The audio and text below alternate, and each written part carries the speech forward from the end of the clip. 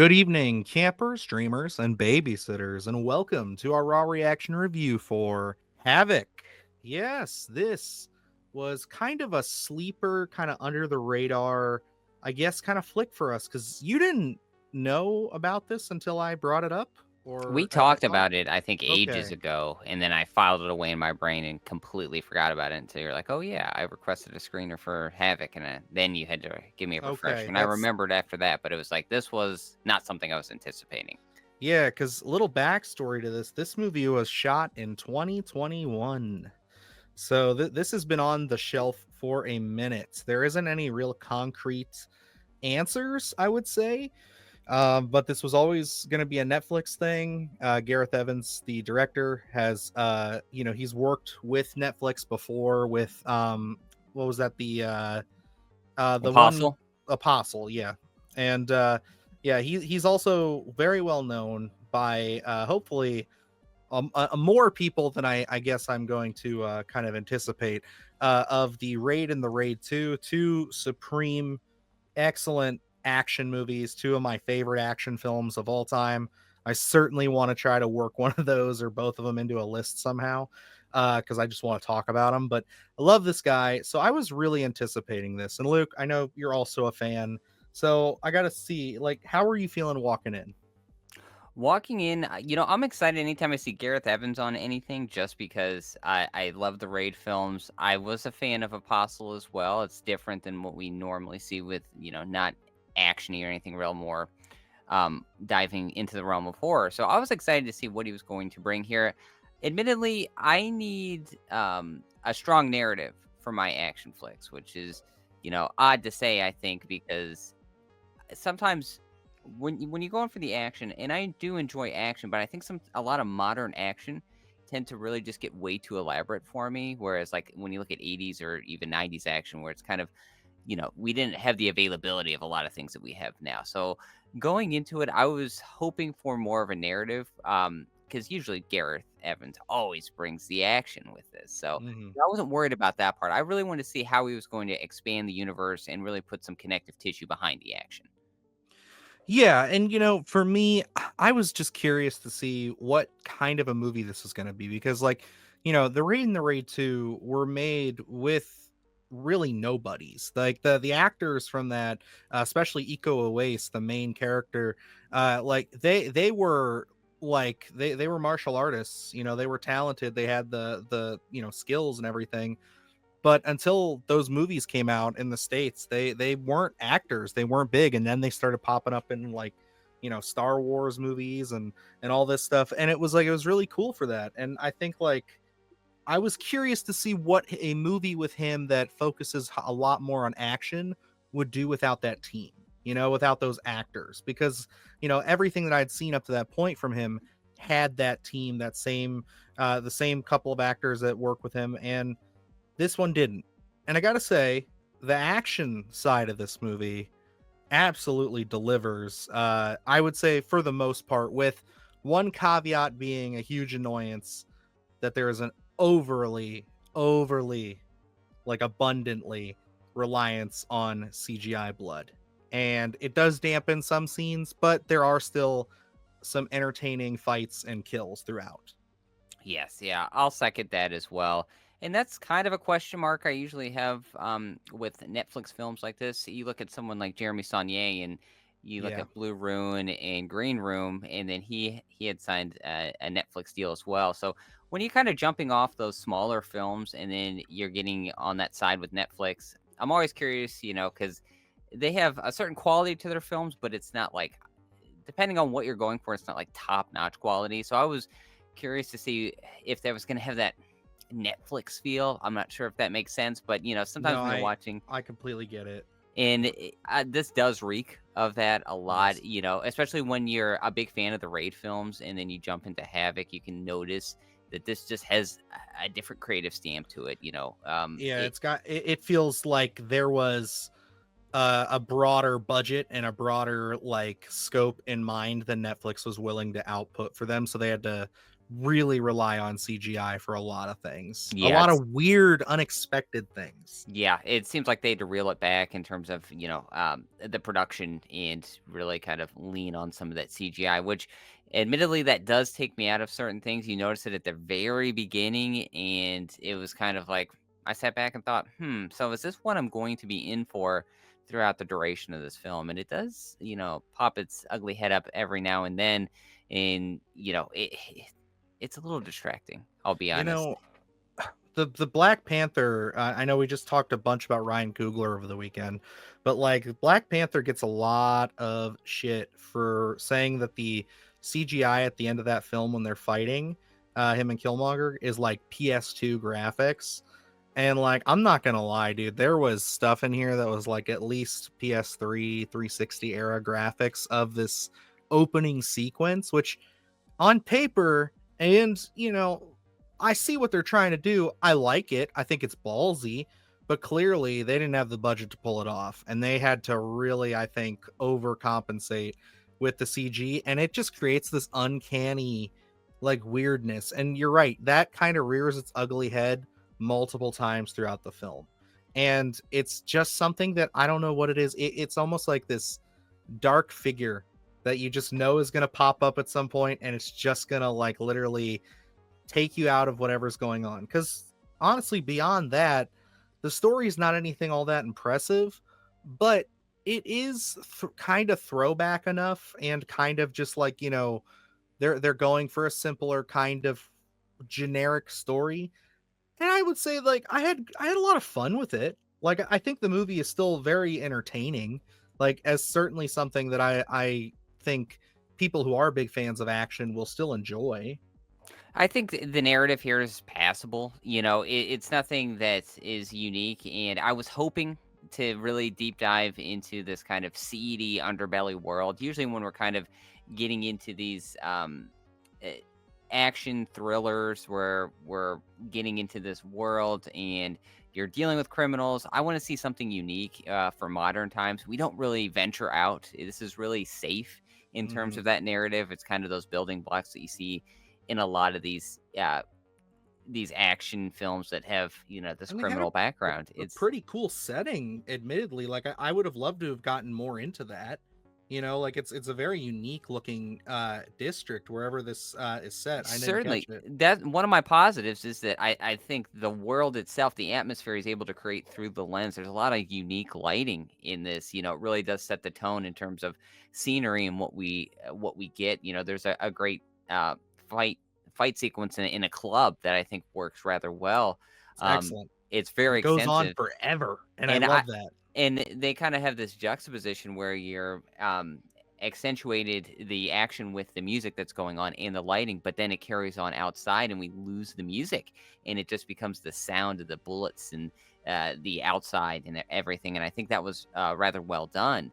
But, it's just kind of I wanted a little bit more in that narrative and give me something a little more unique that I would go back and be like, "I like living in this world where, the characters, we don't we don't get too much of uniqueness there either. It's again very safe. It's what we see in a lot of these types of films. So it didn't really spark that avenue of creativity that I was hoping that it was going to. I mean, the fight sequences are rather interesting. They're extensive. They're Yes. gory, and that's what we Mhm. want out of Gareth Evans' properties. I think he delivers in that aspect of it. I would have liked to see we're fans of the raid and more hand-to-hand combat. There is a lot of shootouts in this, and Yeah, I there's a feel lot of gunplay. It's different, but I would say like there are moments when I totally am right there with you where it's like I want a kitchen scene from the raid 2 where it's just because that is just so I want that intimacy sometimes. it's yeah, it's intimate, it's all skill based, it's extremely like tension filled because at any moment these guys could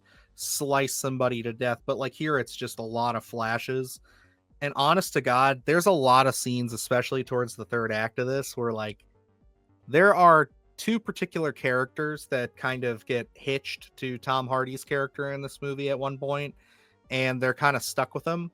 And there is there are elements to these shootouts where these two characters walk away virtually not unscathed, but not one single bullet wound for like some of them, and it's like how like I think they almost oversaturated the amount of gunshots and squibs and things that they implemented in some of these, because it's like there's no fucking way that no bullet hits you. Like, what are you insane? And I question that myself as well because there are just sequences where bullets are just being completely sprayed, and like you said, some characters are just completely walking away, and I'm like, Don't get me wrong, it's fun. It's a blast. It's exhilarating and it's exciting to see.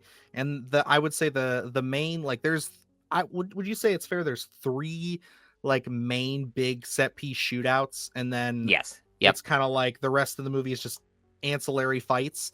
Um so it's like those 3 shootouts, seriously, like if they just would have committed to a little bit more practical blood, cuz don't get me wrong, with the CGI blood, there is practical blood, but it almost seems like they felt like they didn't do enough when they were, shooting the movie, so they just painted over it. That's how it feels. So the fight scenes themselves and these set pieces, they're the money. They're the reason you're going to sit down and get excited to watch this scene, because Tom Hardy and all these other actors and stunt choreographers and everybody are just ripping through each other viciously, absolute savagery on screen in some of these kills.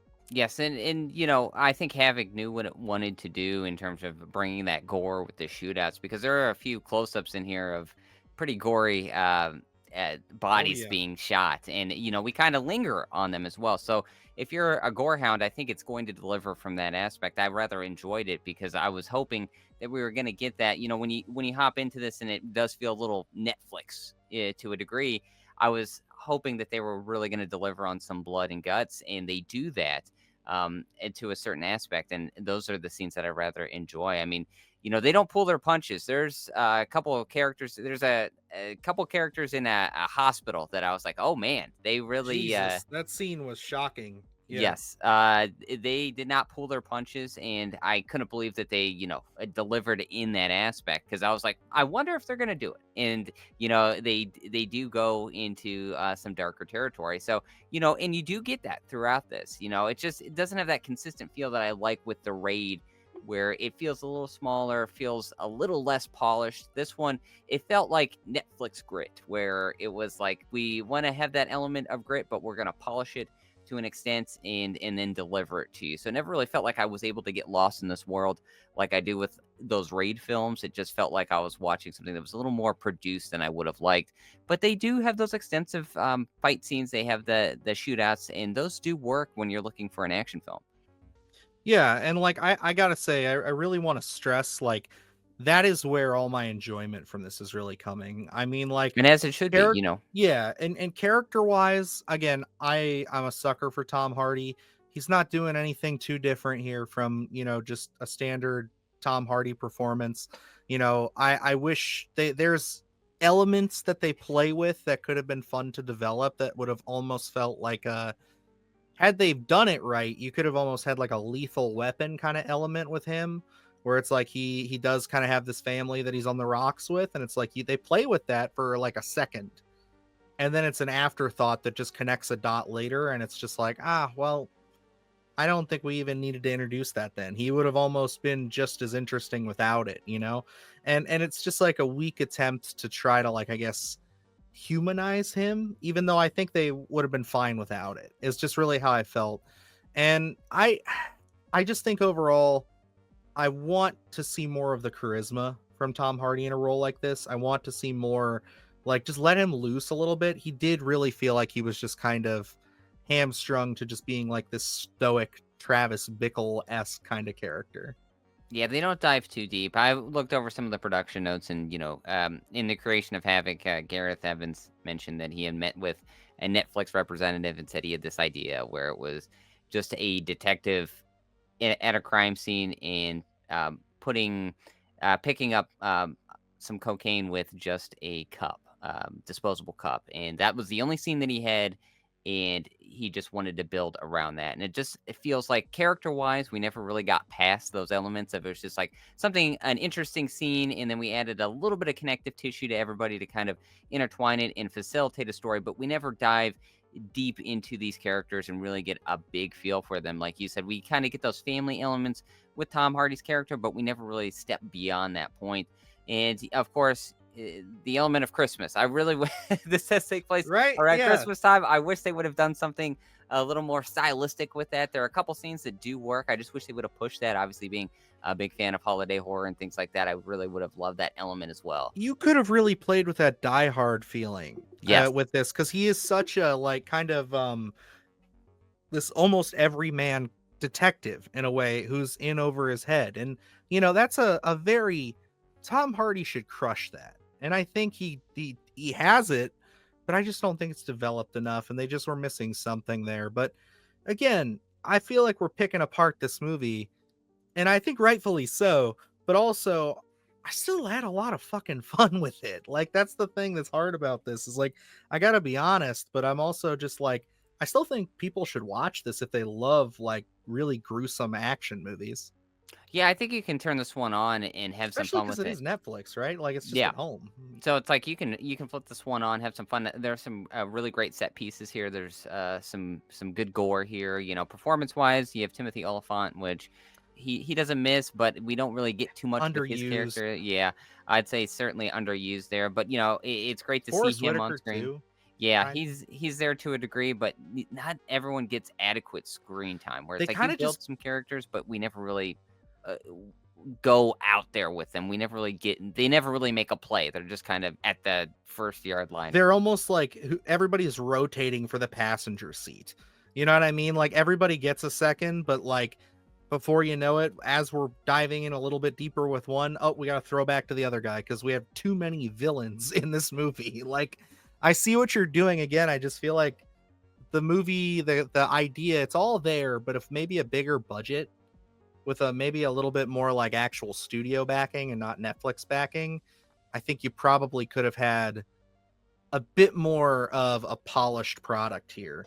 And I think that it would have given them some time. And I'm not saying that would have saved the story or the characters, but I'm saying like overall, I think they would have been able to kind of hopefully add just enough polish and like everything to this to be like, all right, this is actually really entertaining, as opposed to kind of feeling a little jumbled. Yes, yeah, I second that 100%. Where, it has an interesting direction. I think Gareth Evans had an idea of where he wanted to go. I don't think we fully got there looking back at his other films. But, this one it does have some good fun to it. It has some fun action, the set pieces there, and some good gore. So, I mean, performances are fine. It's a star-studded cast, just a little bit underutilized for our taste. And, narrative it's something we've seen time and time again. So nothing really interesting there. I think, this one, will I go back and watch it? Maybe. It's probably going to be something on my list where I'll probably forget that I've seen this, to be honest. So if I'm perusing Netflix, I'm like, oh, yeah, maybe I'll turn this one on and have a little bit of fun. So, for me, this one is going to be worth a watch. I just don't know necessarily if I'll go back and see it this year, but I think in a couple years' time, I might turn this one back on. Yeah, and again, like if I'm hankering for a really, really, like I said, savage shootout, violent action set piece, like if I want that with a lot of cool story and a lot of really great characters, I'm gonna probably watch The Raid or The Raid 2. But like with this, it's like if I'm just looking to kind of, I guess, put some sprinkles or a cherry on top. It's like, yeah, the story is not much to go for, but there's still a lot of entertaining set pieces. And again, these action scenes, just these shootouts, these fights, they go on forever. Like, it feels like these scenes just, every time you think that we're hitting the natural climax of it, it's like, no, we're gonna keep throwing bodies at you, and it's rough as hell. Like, there's one sequence I can allude to hopefully hook some people that may have kind of lost it throughout this review. There's a sequence involving a trap door, is all I'll say, into like a crawl space, and just the quick visuals we see of what's going on there at one point after some shooting goes on is like, it's just brutal as hell. Like, honestly, that's where I say like the savagery of this movie really kicks in. So I'm going worth a watch. I'm going with you. I just think overall I will watch this again eventually, but I do have to call a spade and say that there were a lot of issues I hope weren't, I kind of wish weren't there. I wish we had a little bit more I guess, time in the oven. Yeah, I think this is a very digestible action flick. So, sometimes you don't have to really get invested in this one. I think you can come in and out of this one, especially when it hits Netflix. You can pop this one on and go about your day and come in when there's a really interesting action set piece there, which there are a handful of them. So I think you can have some fun with it. It's very digestible. Just, there's some holes in this one quality wise.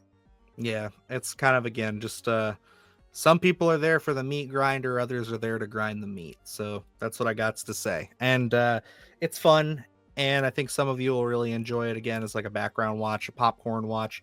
If you're just looking to throw something on and watch some heads get, split, go for it. But yeah, guys, that's going to wrap us up here for our review of HAVOC.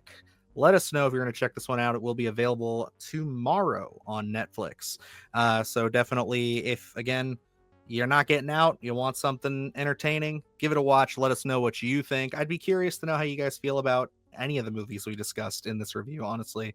Rebel Ridge, HAVOC, Raid 2. I'm curious if many of you guys even know about the Raid and the Raid 2, because I feel like they're very underseen. So alrighty. Other than that, a lot of great stuff on the channel. So we will catch you guys next time. And yeah, that's gonna wrap it up for me. So until next time, I'm Dylan Newell. And I'm Luke Janesco. And remember, stay scared. Do the hard shit, gonna do it live. Cause Splattercast kick it every day they live. Splattercast, gonna slash your ass. Splattercast, gonna slash your ass. Splattercast, gonna slash your ass. Splattercast, gonna slash your ass.